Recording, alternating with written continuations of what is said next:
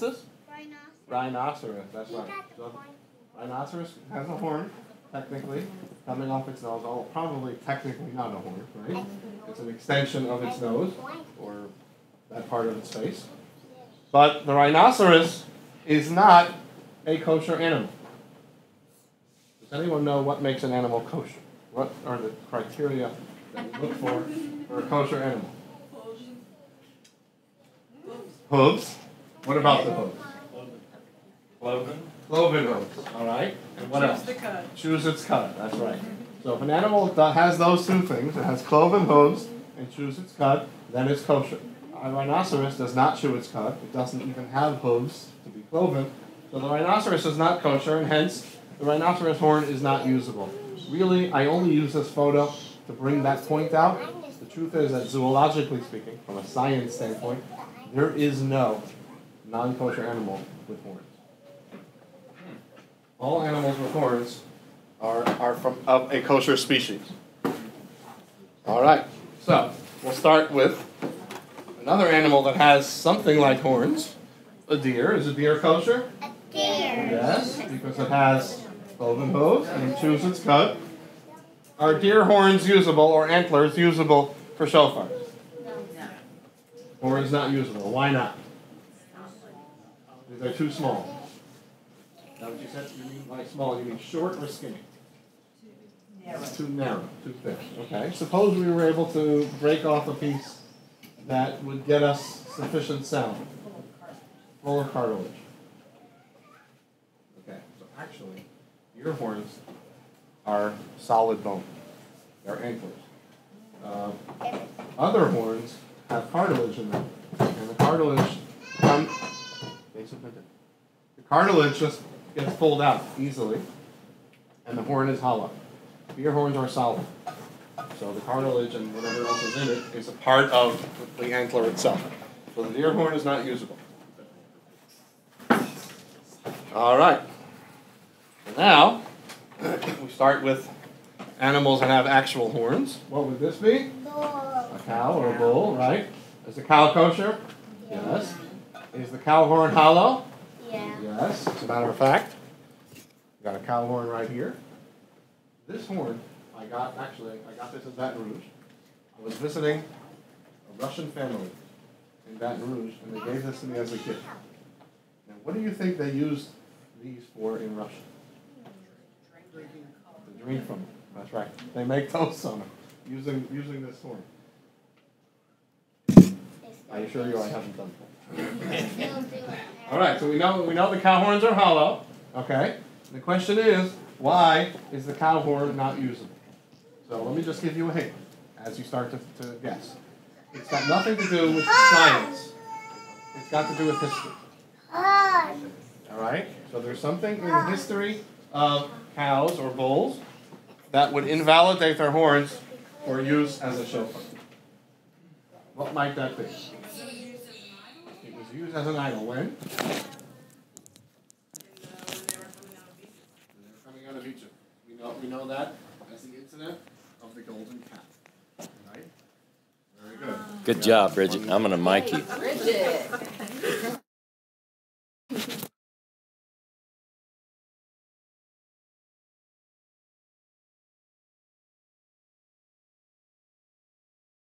So, let's talk about that golden calf for a second, okay? One of the things we do on Rosh Hashanah is we pray for God to give us the blessings for the coming year, right? We ask for blessings of good health, prosperity, sustenance, happiness from our children, happiness in our lives, right? Now think about this. Many of you are parents. If your children came to you asking for something, and you would they would present the request to you, prefacing it with reminding you of all the bad things they've done, how likely would you be to accede to those requests? I would say highly unlikely, right? And that's why we avoid using the cow horn for the shofar. The Talmud puts it in the following: the prosecuting attorney cannot turn into a defense attorney. The cow is like the prosecutor, right? It reminds God of the most negative incident in Jewish history. Therefore, we don't want to evoke the memory of the golden calf, so we avoid using the cow. It's also the reason why on Yom Kippur we don't wear gold. Don't wear gold jewelry on Yom Kippur. Because gold, calf, right? Bad association. That being said, for the very opposite reason, we try to use this. We try to use the ram. Now, what positive association would there be with the ram? Abraham and Isaac, right? The Akedah, as it's called in Hebrew. So we have the famous story where Abraham is told by God to bring his son as an offering, right? He goes up the mountain with him, puts him on the altar, he binds him, and he takes the knife and he's about to kill him. And the angel calls out and says, it was just a test, right? So Abraham's like flustered. He doesn't know what to do. He came this whole way, and he's like, should I nick him a little? Should I draw some blood? We got to do something to show that we did something up here. We can't just come back empty-handed. And God says, don't even do anything. You've passed the test just by bringing him up here. So Abraham turns around, and what does he see? Caught in the thicket of the bush by its horns, a ram, right? He takes the ram, and he offers the ram instead of his son. Now, the Midrash says that ram wasn't just a regular ram.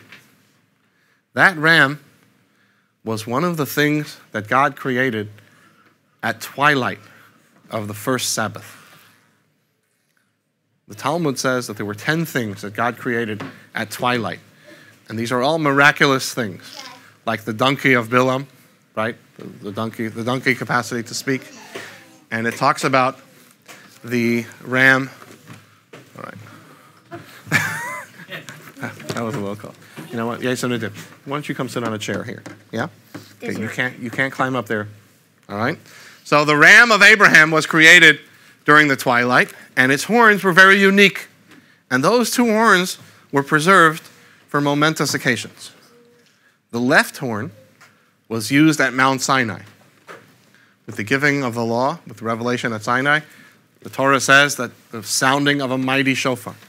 That was the left horn of Abraham's ram. The right horn is preserved for a time in the future. The time of redemption, with the coming of Mashiach, the coming of the Redeemer, it says that on that day God will sound a mighty shofar. And that is the right horn of Abraham's ram. So because of that positive association, we try to use the ram's horn. And the ram's horn is the most preferable horn that we use for a shofar.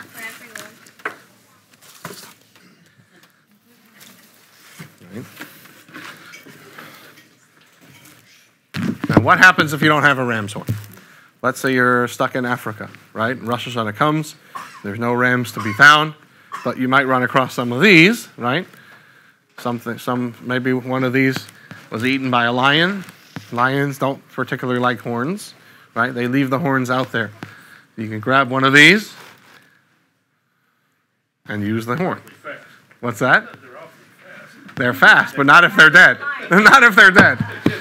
Right? Right. Once the lion got to it, it's not very fast. That would be accurate. And then I'd like to just show you one more, even though there's many, many others. But for the purpose of brevity, we're going to focus on this last one here. And that is this beautiful animal right here, the kudu. Has anyone here ever seen a live kudu? You have? Where? In the zoo. In the zoo, okay. In Africa, right. South Africa, in the safaris, in the preserve. So the kudus are actually the animals with the largest shofars.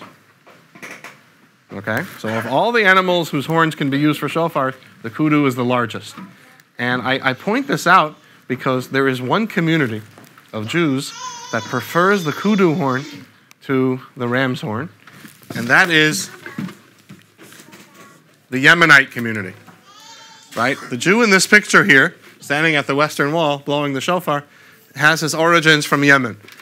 And the Jews from Yemen prefer the kudu horn, even though the ram's horn has that positive association, because the kudu horn, as I mentioned, is the largest horn possible. And they say that when we're doing a mitzvah, a commandment from God, we want it to be the best and most beautiful. So they use the largest horn possible. It also reminds them of the verse about the sounding of a mighty shofar at the giving of the Torah and time of the future redemption.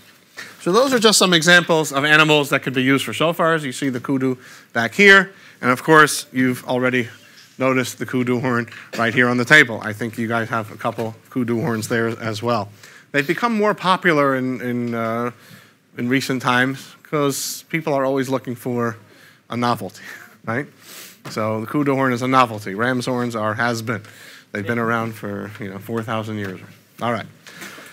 So that's the animals that shofars come from, and we'll proceed now to actually making a shofar. But before we do that, let's spend a moment talking about why we sound the shofar. Why, of all the practices associated with the new year, is it the sounding of a shofar that has become the central focus of the day of Rosh Hashanah? And I say that because I want to share a passage from the Talmud with you, okay?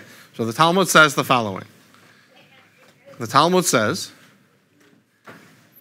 that God tells the people, recite before me verses of kingship so that you will crown me as king over you. Right? We all know that Rosh Hashanah is all about coronation of God as king of the universe. And then it says, recite verses of remembrance so that your positive memories will come up before me. And with what will all this be achieved? With the sounding of a shofar. So we see that the mitzvah of the day, the central focus of the day of Rosh Hashanah, is the sounding of the shofar, to the point where if a person did nothing else on Rosh Hashanah, and all they did was sound the shofar, it was a meaningful day. Okay? So the question is why? What exactly is so special about the shofar? Why would that be considered so important where that is the central focus of this day of judgment, this day of remembrance, this day of coronation, this day of intense connection of enhancing our relationship with God? Why is the shofar such an important part of that? All right, I think you guys need to switch places. All right, you scoot over. You scoot over that way. Good. You come right in the between. All right. They've been in the car for too long. So, okay. So, does anyone have some thoughts on it before I share some of my own? It was the horn that was blown when God came down from the mountain. Okay, so you're saying it's an association thing. It's a reminder. It reminds us and it reminds God of a time when we all first got started with each other, right? It's like going out to where your first date was, right? Okay. All right. Actually, that's a very profound analysis, and I don't think I made that one up. A great sage who lived 250 years ago told a beautiful story to illustrate that idea. He talks about a king who used to get into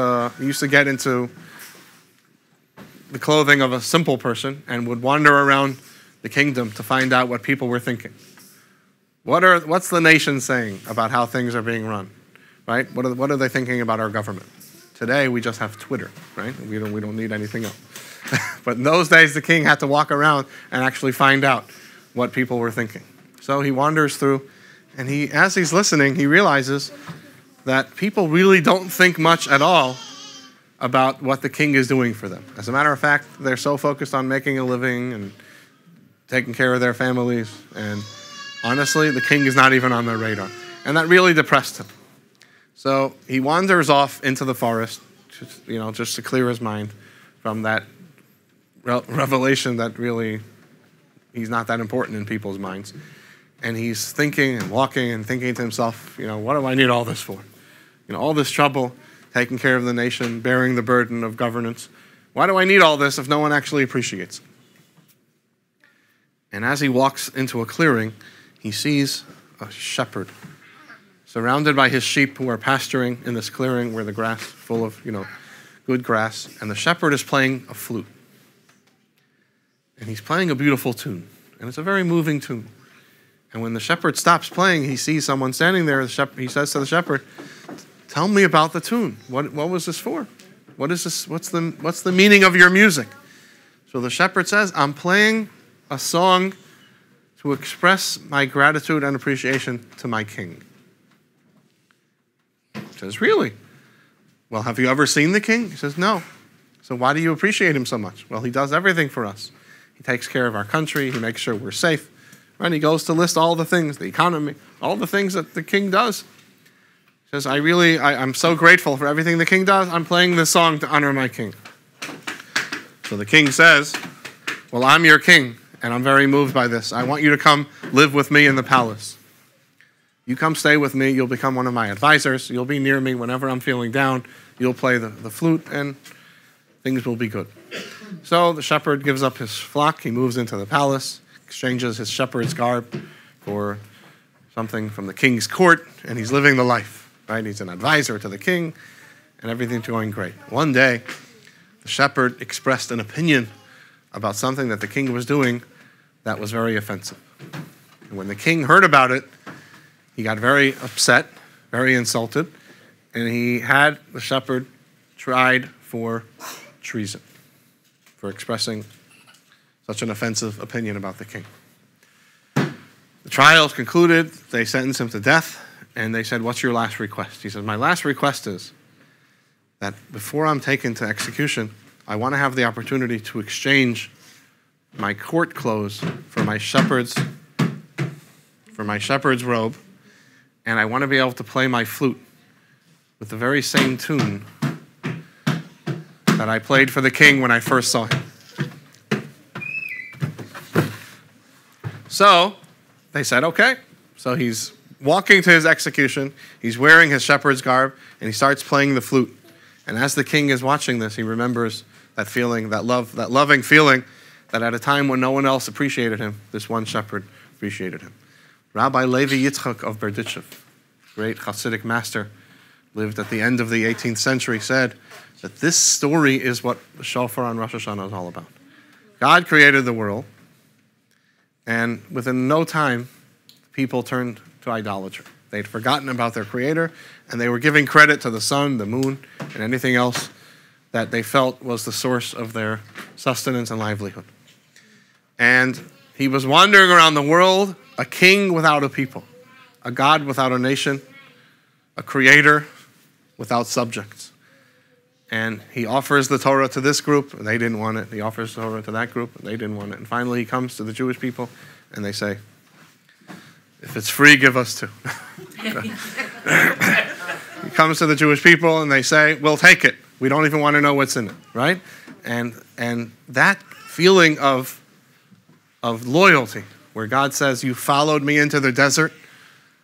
You had no idea where your food was going to come from. You had no idea where your livelihood was going to come from. You just followed me sight unseen. And that loyalty is something that I appreciate. And then what happens? We forget about our obligations to God, right? The Torah was given, and we have all these things that we need to do, and we don't always act the way we should. Judgment Day comes, and the prosecutors are arguing for, right, execution or a bad judgment. And then what happens?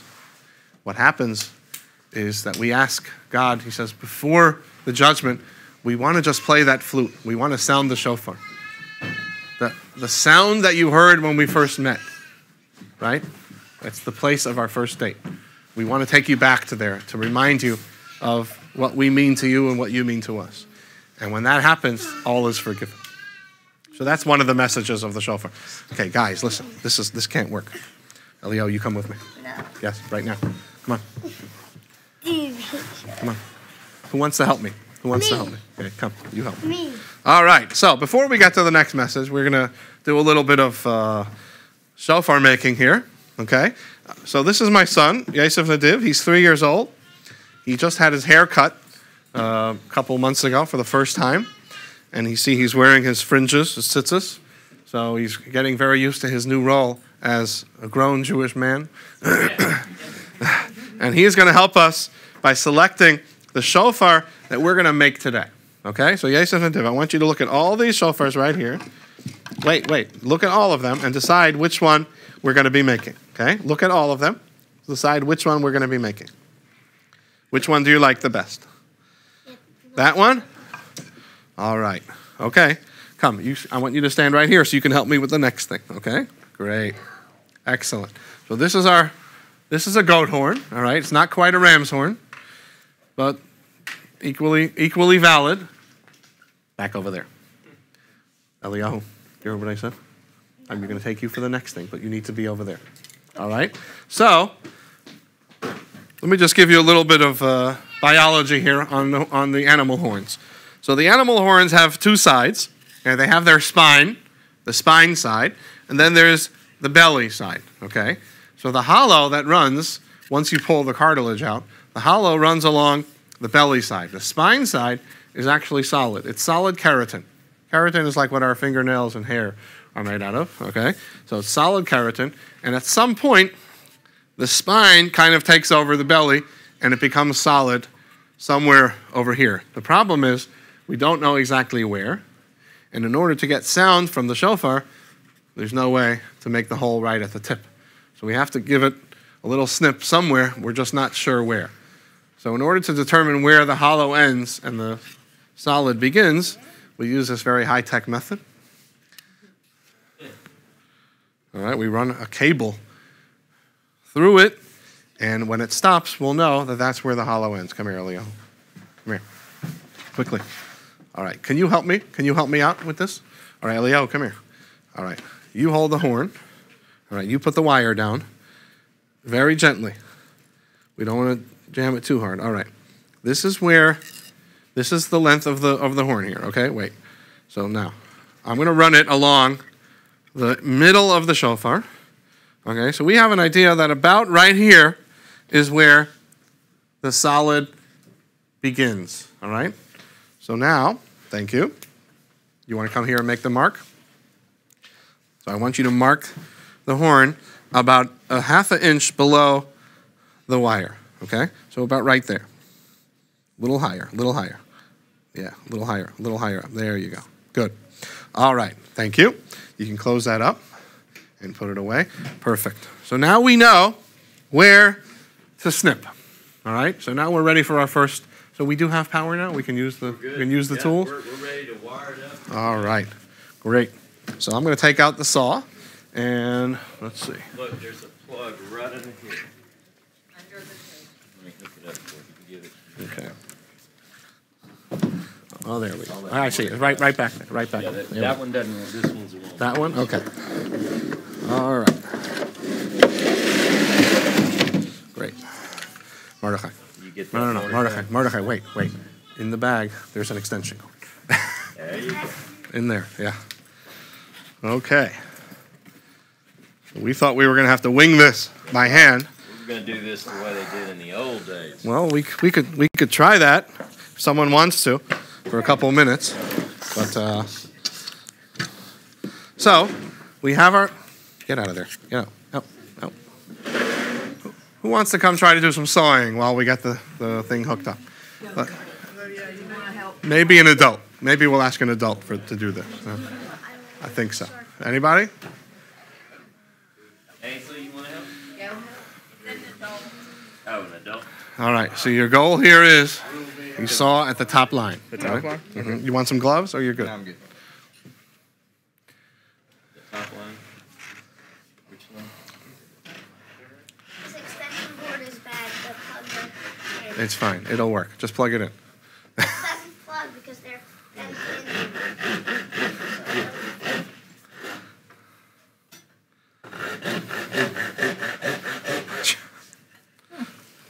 Not going? You sure you don't want those gloves?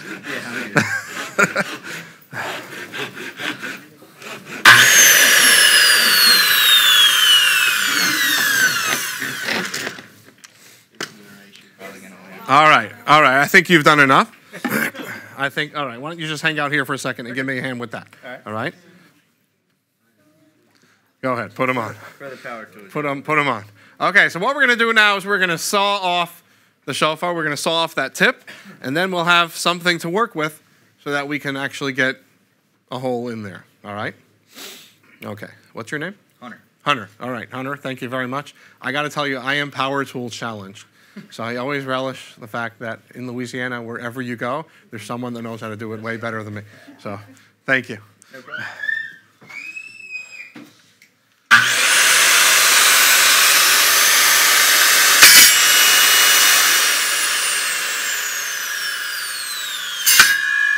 Woo. You okay? Yeah. Wow. All right, don't worry about that. Oh, it's not off, not quite off. No, all not right. quite off all the way yet. You want to try it again with the machine, or you want to do it with the saw? I'll break it off at this point. All right. No, maybe not.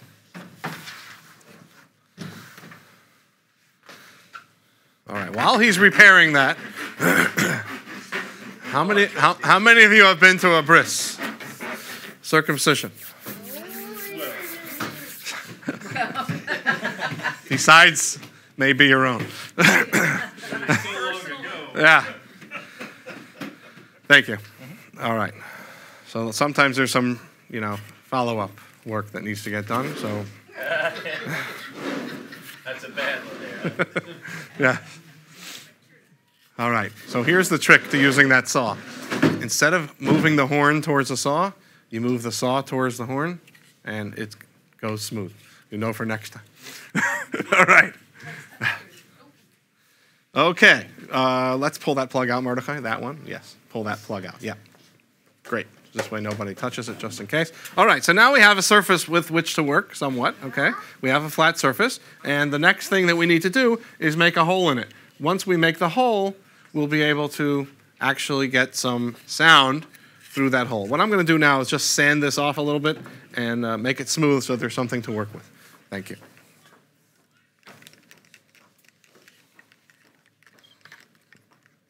All right, this is going to be a little noisy, all right? So just...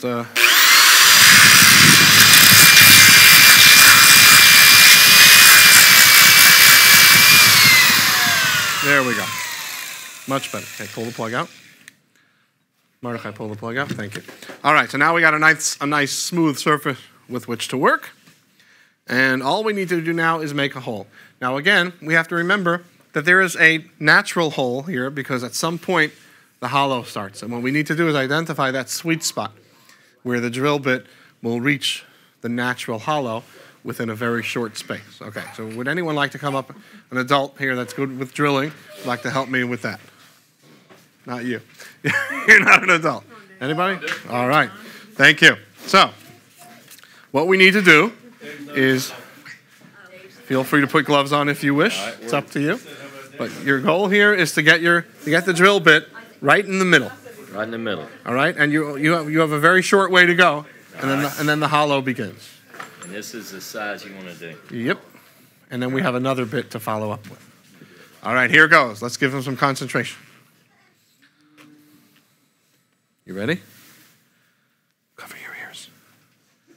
Hopefully it's not that high.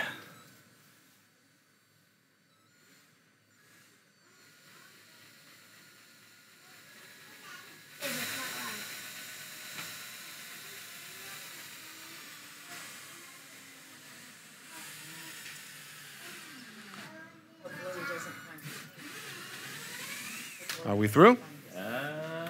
We'll find out. Close. Not yet. All right. Go a little bit more. Okay.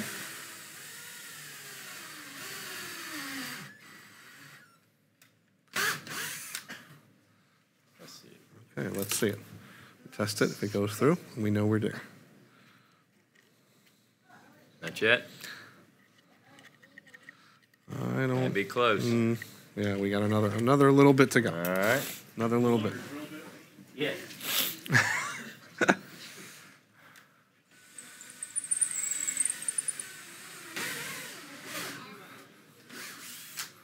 Yep. We good?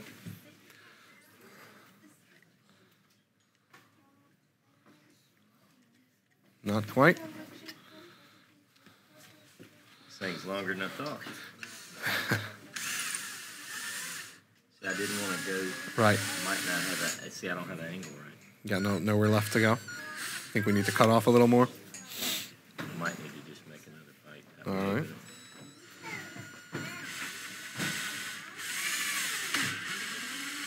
There we go. All right. So here's what could go wrong if you don't know what you're doing. Like when I do it, this is what happens. Things like this. Right? Or one other time I was drilling and talking and not paying attention, and the drill bit came right out the side. That's what I almost did. Yeah. But thank you. So now we have a really good hole, but we're not quite done yet. We have another stage of drilling here. But before we do that, let's see if we can actually get some sound out of this. Mordechai, would you like to be our tester? All right, here we go.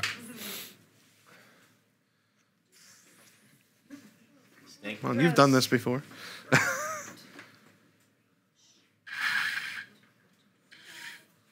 No?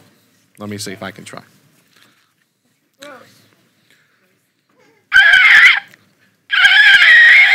No.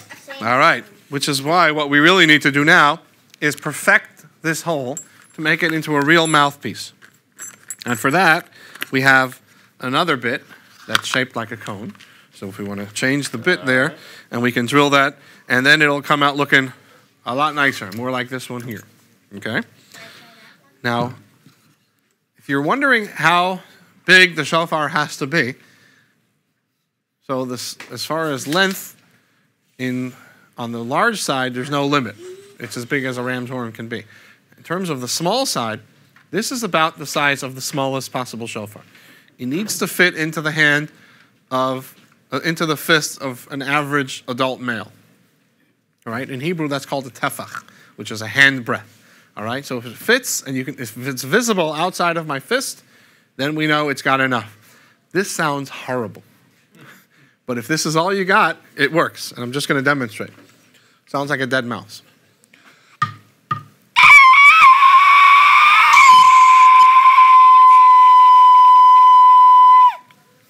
That's like a car. Yeah. Okay. So now we're going to perfect that mouthpiece. And how big? You just want to enlarge it basically around the outside. Go in just a wee bit and then up and down. There we go. Like back and forth to the right and left. There you go. All right. I think that's good. Perfect. Great. Thank you. Yes. But before you try, I'm going to clean it out. Because what happens is when you drill it, the sawdust goes back into the hole, and all of a sudden, the hole you had before is no longer. So sometimes you actually have to go back in with the original drill bit. Not this time. Okay.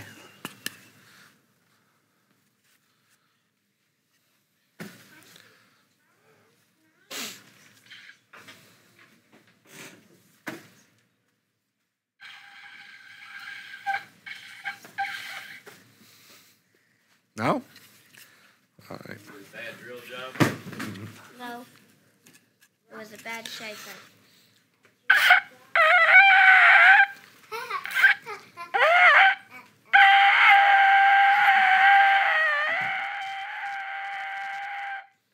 All right. Not that good. Needs a little more perfection, but we're going to do that with the sander.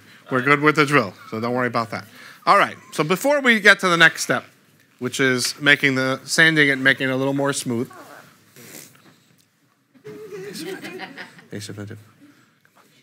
Let's talk about some more messages for the shofar. So we referenced earlier, reminding us of the association of the time that the Torah was given at Mount Sinai. What else?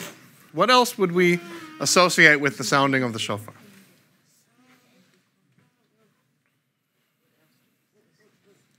Anybody? Message of the shofar. Mm-hmm. Come on, you've seen this too. Huh? I mean, don't they sound in Israel, in Jerusalem, don't they sound... The shofar before the holidays and Shabbat come, right? So in olden days, and even today, the shofar is used as a reminder that something is coming, right? They used to call basically to worship and to gather, to go to war. Right. Right outside the temple, they would. Right. They had different blasts, different calls. Right. Okay, so what would that be associated with Rosh Hashanah? Specifically.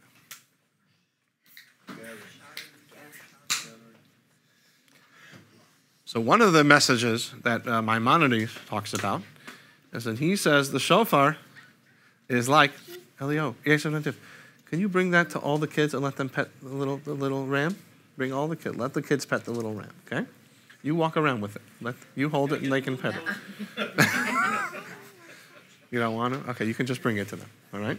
So one of the things, Maimonides talks about how the purpose of the shofar is like a wake-up call. He says the sound of the shofar has the message of, and here he gives this quote, "Awaken, you sleepy ones, from your slumber. Search your deeds, improve your ways, remember your God. Give up all the vanity that you've been wasting your time with this whole year and turn things around." So that is Maimonides' message of the shofar. And the truth is, with that message in mind, if a person were to sound the shofar but not think about what it represents, it would almost be like a waste of time, right? But is it? Were a person to just sound the shofar on Rosh Hashanah without getting any message from it, would it be a waste of time? No. Why not? You're still doing the mitzvah. Someone else might hear. Because we're still doing the mitzvah. And the mitzvah is valuable whether or not we get the point of it. Because the mitzvah is an opportunity to connect to God, right? So that, at its very basic, it's a mitzvah. But it also has a message. And I'd like to share a story to explain that message. Yes, if you want to hear a story? Okay. You want me to hold you while I tell the story?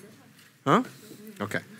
So once upon a time, there was a teenage boy who grew up in a farming village. He had never been outside of his farming village.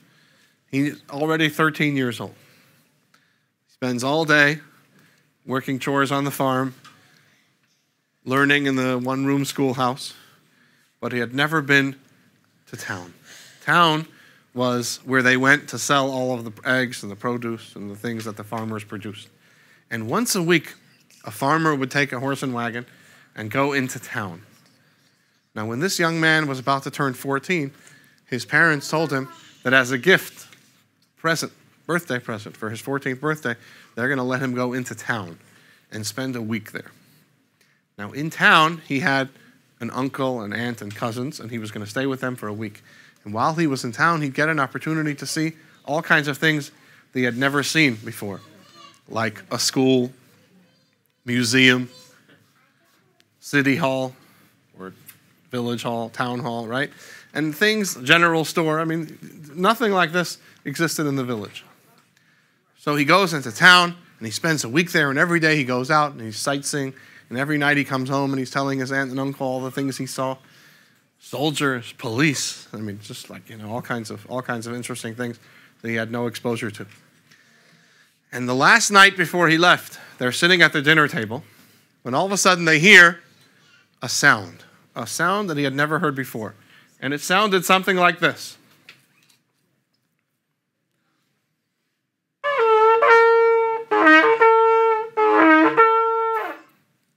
He asks his uncle, "What is that sound?" And his uncle says, "That is a bugle." He says, "A bugle? What's a bugle?" He said, "Bugles," the uncle said, "are a new way that we've developed in this town to extinguish fires." He says, "Really? How does it work?" He says, "Well, we built ourselves a tower in the center of town, and there's always someone in the tower with binoculars looking to see if there's any smoke or fire. If he sees smoke or fire, he blows the bugle, and the fire gets put out." That's amazing. A bugle puts out fires? I need to get me one of those bugles. Take it back to my village. All these years, we've been dragging water from the well to put fires out, and now this bugle does it just like that. So he comes home with his new bugle that he bought in the general store right before he got back on the horse and wagon to go back to the village. He calls all the farmers and their families, and he says, "Ladies and gentlemen, I've brought back this new innovation, something that you've never seen before, something that's going to make our lives infinitely easier. Watch. Watch and be amazed." He says, "This here is a bugle. Bugles put out fires." He lights the first house on fire, and he starts blowing his bugle. And he's waiting for the fire to go down. Does it go out? Now, he says, well, maybe I need to blow it from the other side. Switches sides.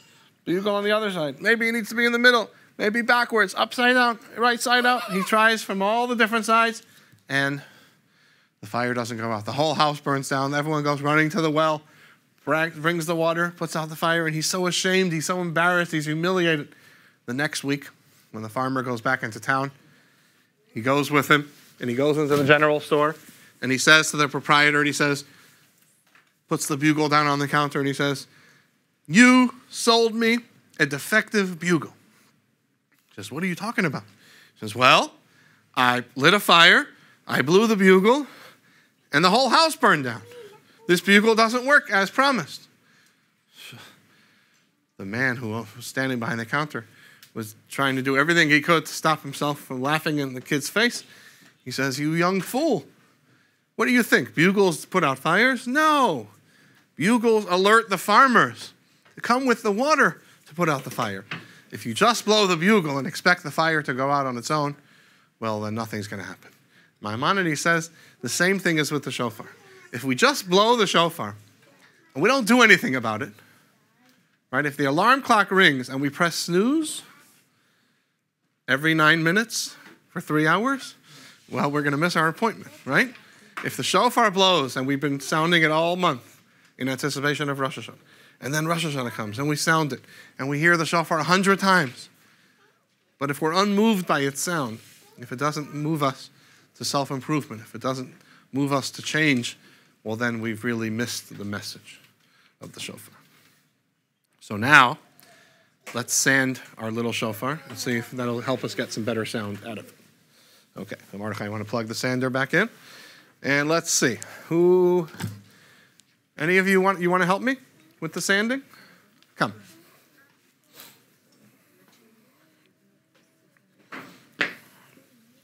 Here, why don't you put these gloves on?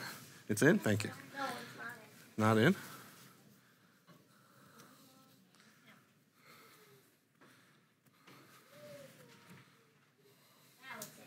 The other hand. The other hand. There we go.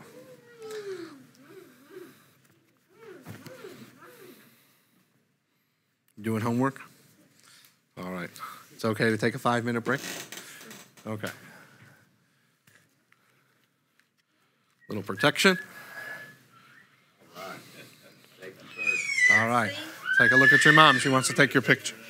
That's it. Totally. All right. You ready? Okay. Yes, this is going to be a little messy. I don't want it to go in your mouth. Okay? All right. Here's what you need to do. What's Pay you for these if we can do these. If you have time.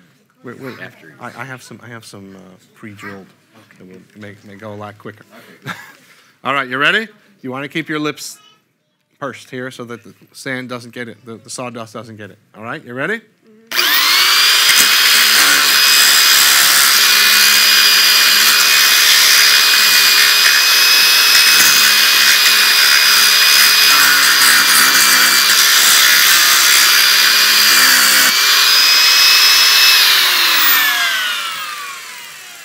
All right, how's that looking? A lot better, huh? All right, you can take off all that gear. You've been great. Thank you for helping. Good luck with your homework. Okay.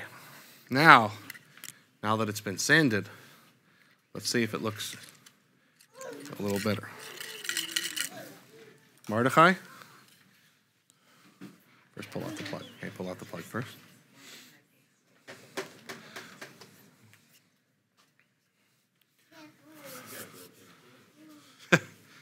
Yeah.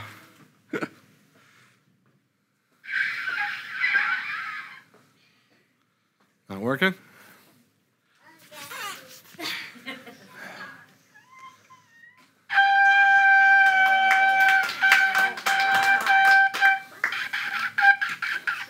All right.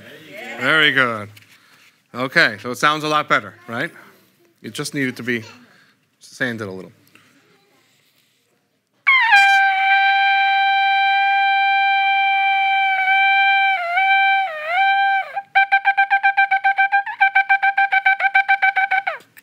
All right, it's not the prettiest sound, all right? But it works. It does the job. Okay, So at this point, the shofar is usable. To make it nicer, we'd paint it, right? But I'd rather give the kids some time to do this on their own. And so we have, what do we have, 5 or 6 kids that want to do it? Okay, so I'm going to pull out some pre-drilled shofars. All they need to do is sand them down with sandpaper and paint them and polish them. They'll be ready to go. All right, but before we do that, yes? You said before there has to be a temple, right? Mm-hmm. That's not a temple. There's way more. How? Look. Oh, that way. Right? Yeah, look, like this one, you see? Coming out from each end. All right? Okay, yes, Nadiv, can you help me? Okay, come here. Huh? Okay, Elio, you can help also. Come. I need you to open that box, okay? And take out 5 shofars and put them on that white table over there. You can help also, okay? How long does it typically take to do one without the power tool? I have no idea. I've never tried it. Look, here's the thing. When I was 20 years old, all right, I spent a year in Sydney, Australia. And we were rabbinic interns. And we decided to embark on a very bold project, which was to bring this workshop. Guys, I want all the shofars on that table. 5 of them, okay? 5. No, not those. The ones that you took out of the box. So our goal was to bring the shofar factory to every public school in Sydney, Australia that had Jewish students. In Australia, they don't have the separation clause, so you're allowed to bring religious instruction to the schools, and we did. We got 1,000 horns straight from a farm, okay? They were still attached to the skin of the head. No, they were off the heads, but it was each horn came in a pair. So you had the horns and the piece of skin, so we had to get them off the skin, pull out the cartilage, and have them prepared to bring them to the schools.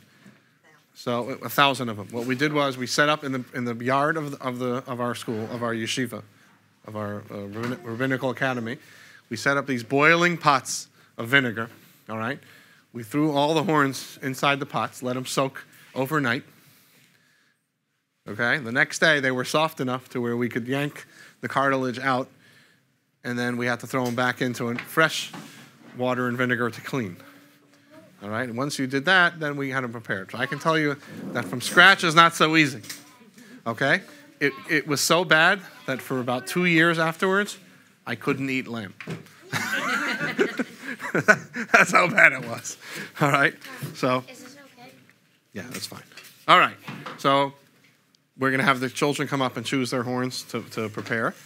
But I just want to leave you with one more message for the shofar that we didn't really touch on. And this is one that comes from the teachings of Jewish mysticism. So you might know, it's fine, just put it on the table. You might know that the Chabad movement is a branch of the Hasidic movement, okay?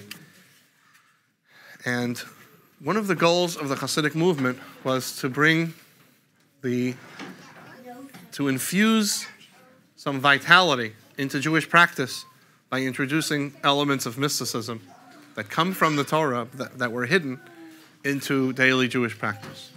So what Hasidism does is it takes every element of Judaism, every element of how the Torah sees the world, and it puts an inner perspective on it. All right? So what is the inner perspective of the mitzvah, of the tradition of sounding the shofar? This explanation comes from the Baal Shem Tov, founder of the Hasidic movement, and it also comes by way of a parable. Okay, you guys are going to hear the story? Okay, we'll watch them all, don't worry. So this story is about a king as well. Kings feature heavily in Jewish parables because of God, all right? Obvious. So there was once a king who had a son who was supposed to be the crown prince. And the king wanted to test his son to see what kind of prince he would be, what kind of crown prince he was.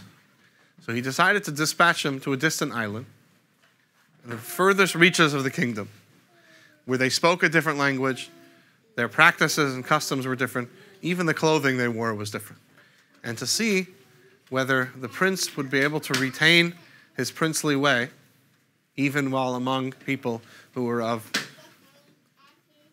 a different class, shall we say, right? They were maybe a little more primitive and less civilized. So what happened? Yes, so listen to the story. Come here. So what happened? The prince goes to that island, and the king, of course, sends people along with him just to see what would be going on, and he expected reports from them, every year or so. So the prince comes to the island, and initially, he's a prince among men, right? But slowly but surely, the prince starts to lose his princeliness. He starts wanting to dress more like the people there. The language that he uses is the language of the island rather than the language of the palace. And the ways in which he conducts himself. He begins to forget everything that he had learned and been brought up with. And the king, of course, is very sad. He gets these reports every year how his prince is less and less princely as time goes on. And then what happens? One day, come here. One day the prince decides it's time to go home. So he somehow finds his way onto a ship that takes him all the way back to home. But he comes to the city, and he doesn't even remember the language. He comes to the palace gates, and he tries to tell the guards who he is. They don't even understand him. They take a look at his clothing. He looks like someone from a faraway island. He doesn't look like a prince. So he remembered when he was a child that there was a window that you can access by climbing a tree that will take you over the fence around the palace. You can stand under the window, which was the king's throne room. This was before 9/11, and the security wasn't so strong, so he was able to climb over the fence and swing down the tree and stand under the window. And at the bottom of the window, where he was standing there, he just calls out. He just cries out. And the king is sitting on his throne, and he hears the voice of his son. He goes rushing out, and he pulls him in. And he says, "My son, even though you don't look like my prince, and even though you don't sound like my prince, the language that you speak is a different language, but the inner cry of your voice I recognize." The Baal Shem Tov says that the king in the story is God. The prince is the soul. The soul gets sent to a faraway place, earth, right, where it has to live among bodies, among physical things that are not exactly the way life is in heaven, right? And there's a language that the soul used to speak and a manner that the soul used to conduct itself. And now it just becomes like a regular person. And when Rosh Hashanah comes, the soul wants to go home, but it doesn't even remember the language of heaven. It forgot how to speak, forgot how to call out.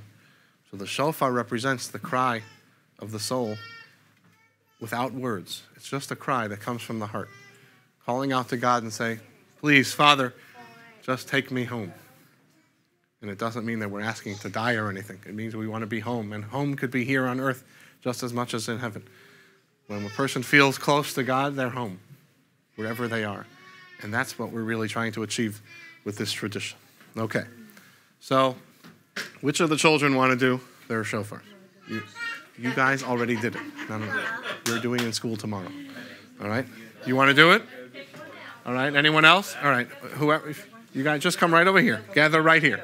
Okay? Just gather right here. You want to come? Anyone else from back there, or they're too young? Okay. So you guys? All right. You said 5. I thought it was 5, but it's 4. Come on. Come over here, guys. Each of you take one of those horns, all right, and then go sit down back at your plate. Okay? Take one of them and go sit down at your seat. So what I'm going to do is I'm going to give them sandpaper, okay? And is it okay to get the tables a little? All right.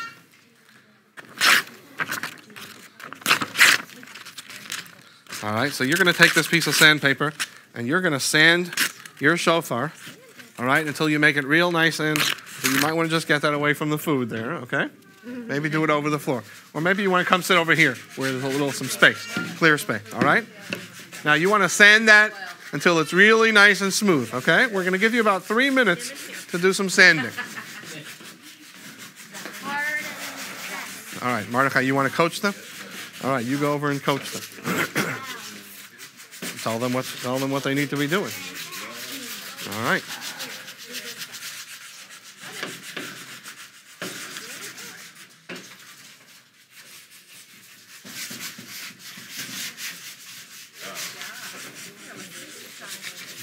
that plug out.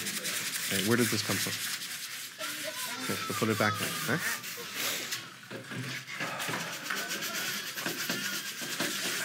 Oh, look at that. Doing a good job. Good job. How's it going, guys? You got a question?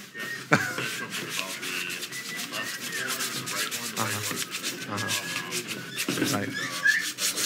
Right.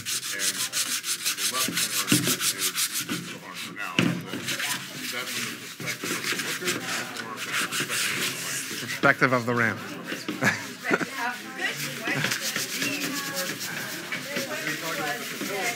I know exactly where you were coming from.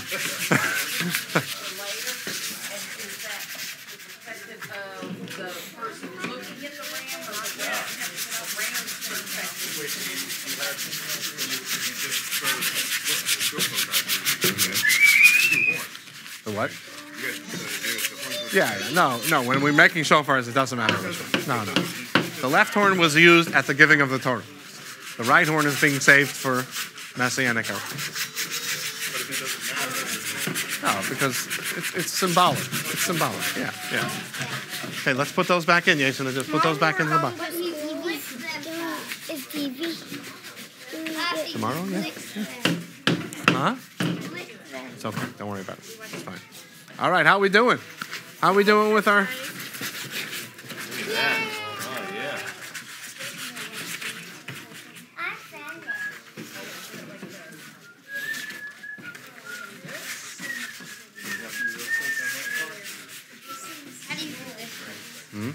Has to go in the box first. All right.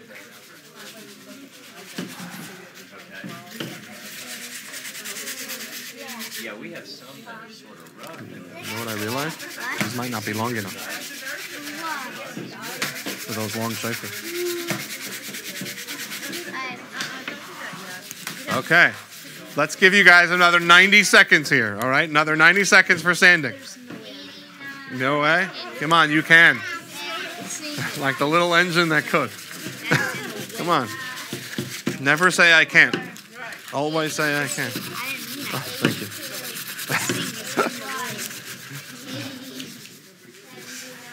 Very good. All right, 60 seconds. Look at this. Look at this. We got a little budding shofar blower here. All right, 30 seconds. Let's go. 30 seconds. Give it all you got for 30 seconds. We're up to 30 seconds. You got sidetracked. All right, 15 seconds. Let's go. 15 seconds. Put this in the box, please. Put it in the box. When we go home, when we later. All right, 10 seconds. Ready? 10, 9. Stop it. 8. Go sit down. 7, 6, 5, 4, 3, 2, 1. All right, put your sandpaper down. Good. Now I'm going to teach you guys how to get sound out of your shofar. Okay? I want you to pick up your horns. Pick up your horns like this. All right? Before you put it in your mouth, I want to teach you the technique. Okay? Here's how it works. You want to start off by pursing your lips like this. Okay? While your lips are pursed, I want you to push air through them like this. Without the horn. Just do it like this. All right. Good. Now put the horn just at the very outside of your lips like this. All right. And now push the air through your lips into the horn.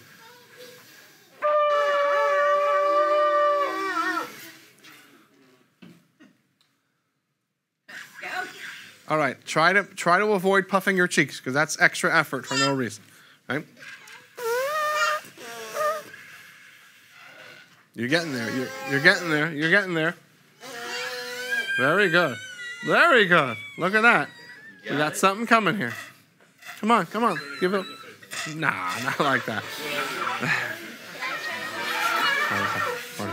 This is not about you. You have your turn tomorrow. Okay, now stop. Okay, So now let's learn the actual sounds of the shofar, okay? There are 3 types of sounds that the shofar makes. In Hebrew, they're called tekiah, which sounds like this. All right, just a single long sound. Let's see if you can try that. All right, ready, set, go. Come on, try it. Let's turn it a little bit. There we go, like that. There you go. Let me see how you're holding. Try it like that.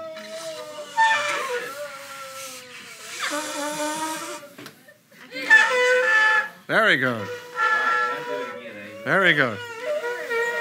All right, now let's try the second sound. You ready? Here goes the second sound. Shivarim, 3 medium ones, like this.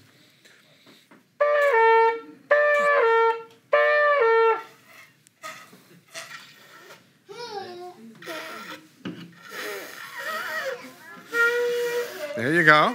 There you go. Excellent.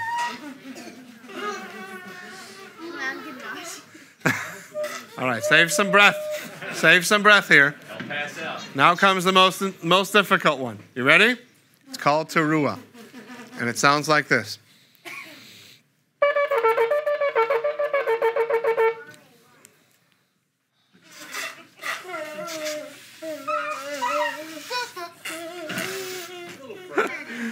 Very good. Very good. Excellent. All right. And then finally, oh, see that? With effort. See that? With effort.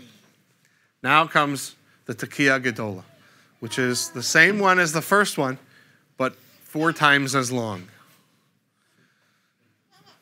But I don't expect you guys to do it. I'm going to do it, okay? We could, so yesterday I was in Baton Rouge doing this for Chabad Hebrew School, and we went 45 seconds on the tekiah gedola. Let's see if we can top that here. All right? Anyone want a time? All right, tell me if you have your phone set. But here's what I'm going to need. I'm going to need you to give me a heads up every 10 seconds because I need feedback. Or else I don't know where I'm at. You got it, Lemon? Maybe not, you know. Where's my clock? I'm ready. You want me to do it, Lemon? You got it? All right, so Right, you give want every 10 seconds. You just say 10, 20, all right, just like that.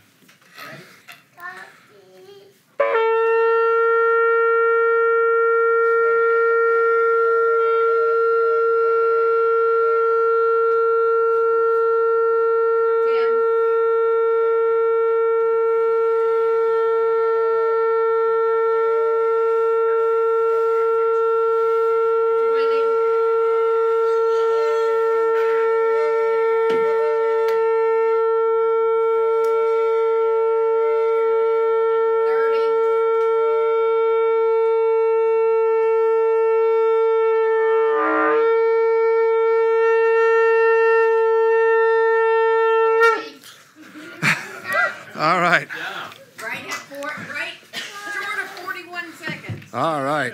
Very good. Okay, so now all we have left to do now is to polish them, make them look good. So do we have any silver foil? Do we have any silver foil or like Yes. something? I want to just put it on the... Yes, sir. In a few minutes. First we have to clean up. All right? So this part is a little messy, so I want to get some silver foil to cover the tables here, okay?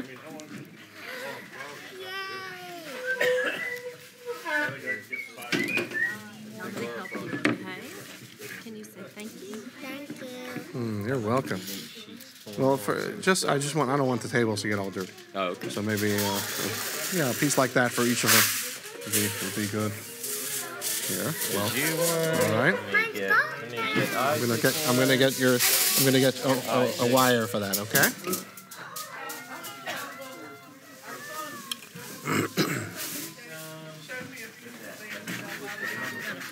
You ready? Shiny, okay? You make it shiny? Okay, I'll do it so we don't make it too big on that. You don't have to sand it anymore. You don't polish. Yeah, now you're gonna polish. I'm gonna get you a paintbrush. and a little bit of polish, all right? That way it'll be shiny. And you're going to use this to hold it so you don't get your hands all dirty. Okay? See what I'm saying? Like a handle. All right. You got that one? Maybe in 40 years she'll remember I was the lady. I feel like there's stuff blocking mine. You what? Because in this hole you can see like there's like a whole bunch of like web stuff. Mm-hmm. And that's blocking. Great. Maybe. You know, Maybe into like a necklace Maybe. or something. the longer they stay in my Okay. ball. I don't know if this is going to be long enough here. All right? So what you might want to do is, I don't think it's going to be long enough. So what I'm going to do, I'm going to put it through. Then you can use it just to maneuver it from the outside, okay? But just keep it on the silver foil so that it doesn't get the table, all right? Because I don't think it's going to close up. But just use that to hold it while you're painting it, okay? All right, so here we go.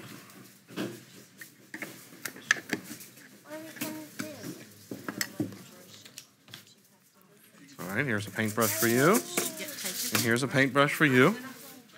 Okay, we're going to do this one side at a time. All right, we'll let them do theirs, and then I'll bring it over here for you guys. All right? All right, you dip your paintbrush in. All you need to do is dip it in there maybe once or twice. That's it. And then when you're done with the paintbrush, just put it down on the silver foil. No need to put it back inside. All right? All right, guys. You get ready for yours here. All right? Just a very thin coat. You might want to help her out there. All you need is a really thin coat, and it'll take about a day to dry. Mm-hmm. All right, while they're polishing, are there any questions?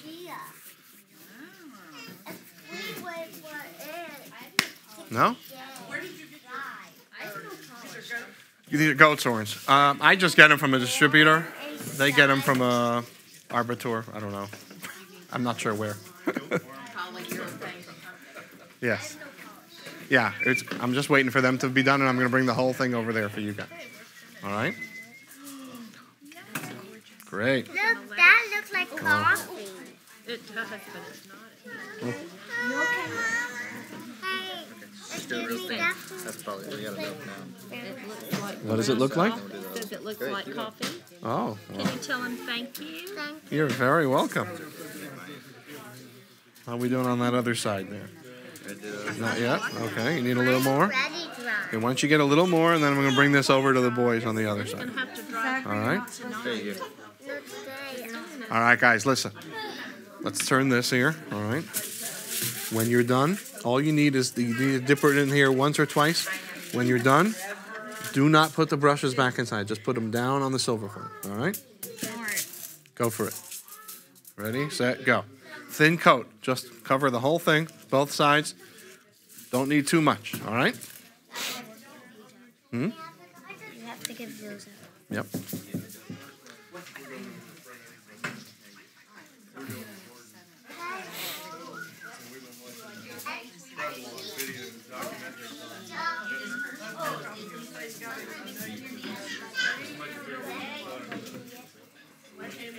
Hey, Stephen Dave, are you okay?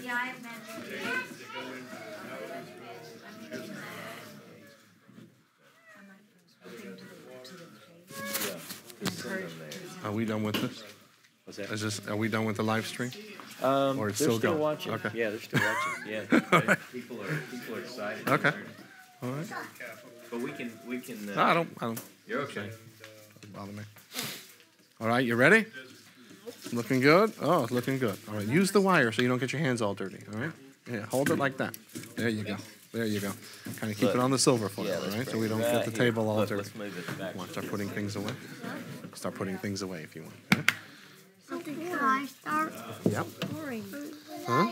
This is so boring. What's boring? I stop? Yeah. I put this away. The black piece. At Jericho, Uh-huh. when the sound was made, Was that shofar per Yep. se? Okay. Yep. Based upon that, the vibrations, that are made, if it's a certain sound, it's all vibrations. So it makes sense that the vibration could have disrupted the stones or whatever. What do you think? I'd prefer to think it was God. Well, I got no problem with it. Yeah. I got no problem at all. It may be working through nature, maybe working through miracle. I mean, God did it. Right. Yeah. I just take what Yeah. from the science, from the Scientific standpoint. it Maybe. makes perfect sense. Yeah. Perhaps. I mean, those walls were pretty strong. Those walls were pretty strong. I know. We're gonna find out. We get the person clearly. Okay, you guys can start putting things back into the. Start putting things back. Turn something. Hmm? And we have to turn something. Yes. Okay, so do. Yeah, in the back in the blue box. In the blue box. Okay. In there. Yeah. What would happen if somebody pressed down? It would probably start. It would start drilling. Okay, let's start putting everything away. Okay. How? Okay. Where should I put this cow? Inside the blue box. Okay. Can I put this away? Hmm?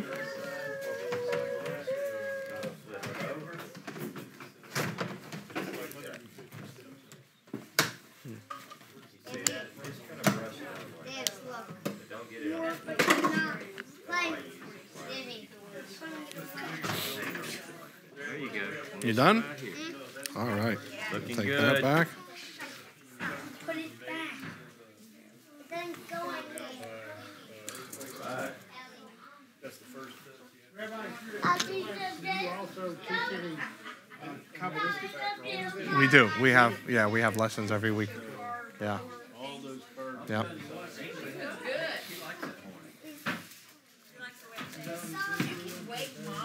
Okay. Very good. Let me take that.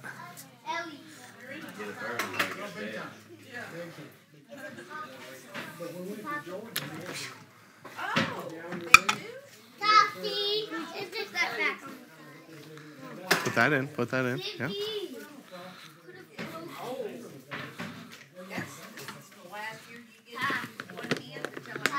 Yes. Oh, you had more? What, one more? Okay. Sure does. I'm gonna go ahead and just tell them online that we're gonna let them go for the day. So just so This goes in the brown box. This goes in the brown box. Okay? Yeah, we're gonna hang out here locally, but just to let the people online know, thank you very much, Rabbi, for coming. We appreciate your time. Thanks for the kids coming, and thanks for all the help. So have a wonderful day, and be ready to sound these shofars. Now you know how to do your own. All right. All right. Thank you, Rabbi. You're very welcome. Where do these go? Inside the